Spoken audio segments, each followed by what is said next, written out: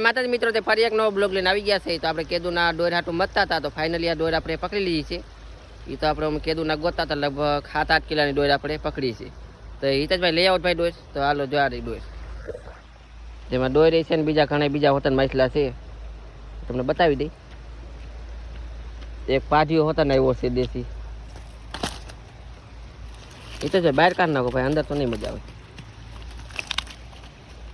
તો જો આ રહી એક આરે તો ઉપરથી નથી, બાકી પાઢીઓ ઉપડી ગયા. આવડો પાઢીઓ આવ્યો છે લાપોટિયા જેવડો. તે જો આ રે